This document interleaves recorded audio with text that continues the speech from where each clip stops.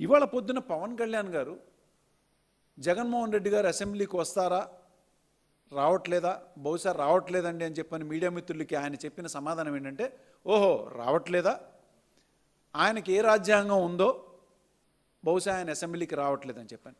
పవన్ కళ్యాణ్ గారికి నేను మీ ద్వారా ఒక చిన్న విషయాన్ని చెప్తున్నాను. ఏ రాజ్యాంగం ద్వారా ఇవాళ ఈ అరాచకం కానీ గతంలో ఎన్నో అరాచకాలు అధికారంలోకి మీరు వచ్చిన దగ్గర నుంచి ఇప్పటి వరకు జరిగినటువంటి ఎన్నో అరాచకాలు ఏ రాజ్యాంగంలో ఉంది? ప్రజలకు కానీ ఇవాళ తెలుస్తుంది ఏంటిదంటే మీరు రాసినటువంటి రెడ్ బుక్ రాజ్యాంగమే మీరు అమలు చేస్తున్నారు. మరి నిజమైన రాజ్యాంగంలో ఎక్కడా కూడా లేదు. మరి ఇదే పవన్ కళ్యాణ్ గారికి ఒక చిన్నపాటి సూచన ఏమిటంటే ఆయన ఎన్నో సందర్భాల్లో చెప్పారు నేను చాలా పుస్తకాలు చదివానని చెప్పని.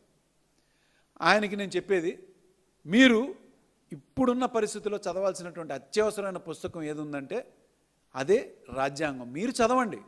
మీరు చదివితే ఆ రాజ్యాంగంలో ఇలాంటివి చేయమని ఎక్కడన్నా ఉందా? మరీ ముఖ్యంగా మీరు జగన్మోహన్ రెడ్డి గారిని ప్రశ్నించారు.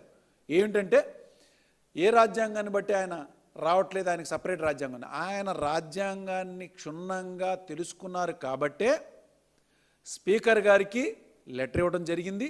అదే విషయాన్ని హైకోర్టు ముందుకు ఉంచడం కూడా జరిగింది.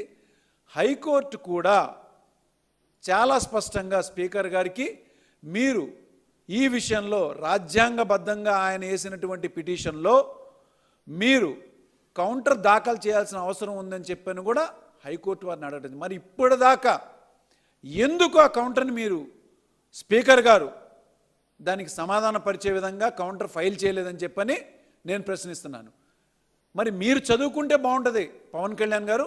మీరు చదువుకుంటే రాజ్యాంగాన్ని ఎన్నో పుస్తకాలు చదివానని చెప్పిన మీరు ఈ రాజ్యాంగం అనే పుస్తకం కూడా ఒక్కసారి మీరు చదివితే తప్పు ఎవరి వైపు ఉంది, అసలు ఈ రాష్ట్రంలో ఏం జరుగుతుంది, మరి జగన్మోహన్ రెడ్డి గారు రాజ్యాంగబద్ధంగానే వెళ్తున్నారా లేదా మీరు రాజ్యాంగబద్ధంగా వెళ్తున్నారా అనే విషయాన్ని చాలా స్పష్టం అవుతుందని చెప్పని నేను తెలియజేస్తున్నాను. దయించి మీ కార్యకర్తల్ని చేస్తున్నటువంటి అరాచకాల విషయంలో మీరు కూడా క్రమశిక్షణ చర్య పాటిస్తే చాలా బాగుంటుంది.